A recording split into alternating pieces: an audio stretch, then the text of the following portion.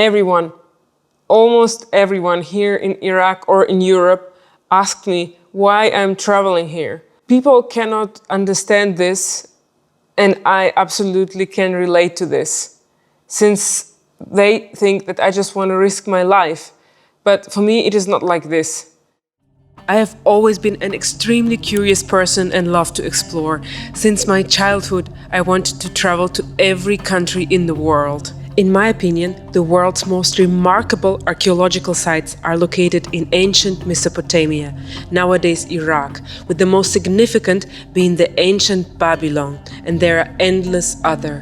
What a shame that the security situation in the country does not allow interested people from abroad to visit these fascinating sites. You obviously can't visit Iraq unprepared, so I made arrangement for a contact person who would take care of my security and guide me through the country. For safety reasons, I decided to travel first to Kurdistan, the autonomous region in northern Iraq, the most secure and stable part of the country, in case the security situation would not allow me to travel further south to the Arabic part and fulfill my lifelong dream to visit Babylon. Kurdistan is very different from the rest of the country. It is ruled completely autonomously, meaning it has its own government, police and army. The security situation is stable in Kurdistan and the local population does a lot to keep it that way. Kurds have their own culture, traditions and language that is very different from Arabic. Overall, it can be perceived that Kurdistan is like another country inside Iraq. I arrived in Suleymaniye and explored the beautiful mountaineerous surroundings, the stunning Dukan Lake and the Ahmad Awa waterfalls with my contact person and his friend. After visiting Suleymaniye, we continued to Erbil, the capital of Kurdistan. There was something though which I thought was not as it was supposed to be. During the 5 days I spent with my guide, he kept crossing the boundary of my privacy sphere and got too close for comfort so that I no longer felt safe being alone with him. As we came to Erbil, the situation escalated. My travel companion went to sleep at around 9 p.m. saying that he was very tired from driving and I was happy to rest as well. At around 1 a.m. he asked me if I want to come to the restaurant. I was very surprised and as I said no, he kept asking me on WhatsApp that I should come out of my room. With many messages. On my flight to Suleymaniye from Germany, I get to know a very friendly and lovely, open-hearted Kurdish lady who was so kind to invite me to her home and introduce me to her family. On this particular evening in Erbil, I received a call from her uncle and brother. They were worried about me traveling alone with somebody to Baghdad, and that's why they asked me questions about who I'm traveling with. There were many details I was a bit suspicious about, like, for example, he had a lot of cash with him, and he was also convincing me to bring me to the Arab part of Iraq from Kurdistan without a proper visa. Can you imagine? Dark hotel room, 2 a.m. at night. I locked the door and I keep receiving his WhatsApp messages asking me to come out of the room. I was really not sure what to do and whom to trust, but I had to make a decision if I will continue traveling with this person or not. For the first time in my life, I had to make a decision whom of the people I don't really know to trust. And in worst case, I was feeling that should the worst case be true, I was deciding about my life. The family suggested me to pick me up from the hotel, but as they were in another city around 180 kilometers away from Erbil, it would take time. So they asked me whenever I want the police to come. I received a phone number and I called them. They should have been from the police. I had to explain them the situation. They barely spoke English. It was like in the movie. I was sitting there with 2 mobile phones on my ears and speaking to my boyfriend at home, trying to explain him what was going on, the family and this person who was apparently from the police. I was sitting in my room and expecting every second that he will knock on my door.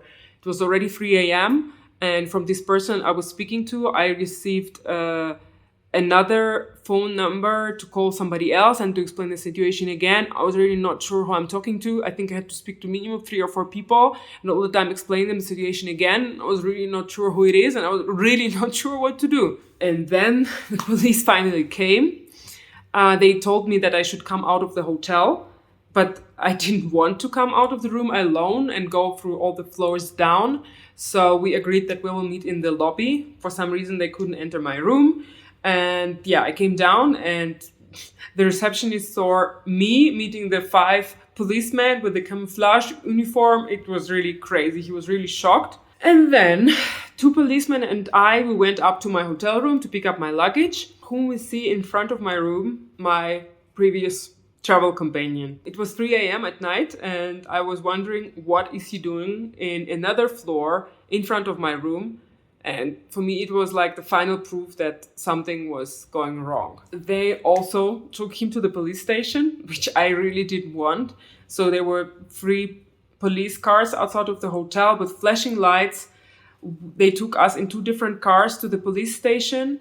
They put him behind bars. I was really shocked about it.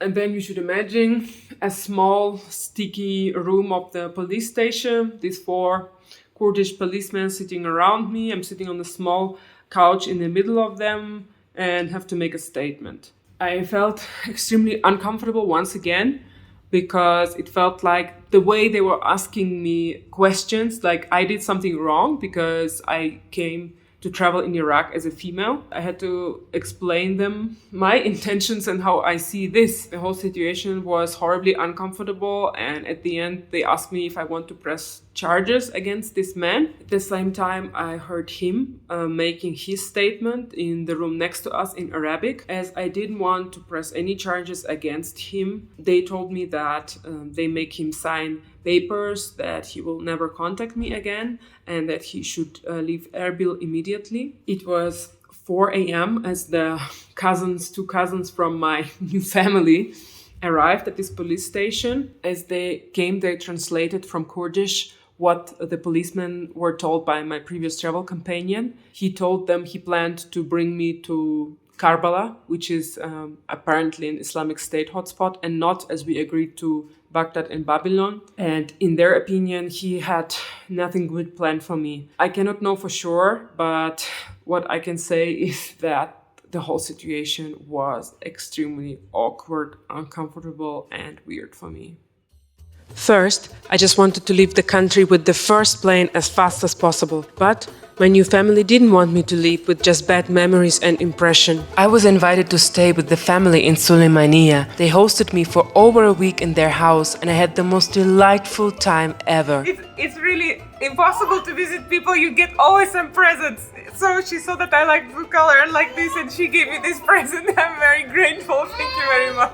I love aubergines and these fried ones look so delicious. The hospitality of the region is legendary, and so I experienced it. Not only I was invited to stay in their house and share all meals with them, they did their absolute best to make every minute of my stay special and fulfill all my wishes. They took me to the bazaar, I got a Kurdish dress tailored, visited the stunning mountains of Kurdistan and explored Suleymania. The Eastern Market is a city itself. You can see how people live, what they wear, what they buy, what they eat. The food culture of Middle East is world famous, and so I tried many local dishes. The restaurants were an amazing experience and all the food finger-licking good. My breakfast favorite was kaimach, a creamy dairy food similar to clotted cream made from cow milk. Otherwise, I loved local fish from the grill with many spices, and also vegetable sauces like the one from aubergines was very tasty. I'm helping my what? Wife. My wife. I'm helping my wife. We visited a lot of other family members who were all endlessly hospitable and kind. Finally, and most importantly, we had always so much fun. How you cannot have fun with a family like this? Here you can see my brother studying for exam tomorrow. I have to say that I haven't seen even 10% of the sites I originally planned to visit, but obviously I'm not at all unhappy about it, since the experience I had was the most personal, unique, warm, and I could never plan something like this up front. I really felt that everyone in the family tried to make every moment of my stay special and fulfill all my wishes. I can't express how grateful I am to my Kurdish family, and I would love to visit Iraq again in the future when the security situation allows it. Visiting Baghdad, Babylon, and the ancient city of Ur stays one of my biggest dreams. I encourage you very much to come and explore Kurdistan. It is safe, beautiful, has amazing food and very welcoming and hospitable people. Just one remark, especially for solo female travelers. Be sure you have reliable contacts you can trust. I strongly believe that most people on our planet are good. Apart from this, explore, enjoy, and live this life to the fullest. Thanks so much for watching my video, guys. Subscribe to my channel, give me a thumbs up if you liked it, give me a comment down below what you liked the most, and see you in the next video. Bye! Yay! This is freedom! This is my farewell dinner. Thank you all so much for this.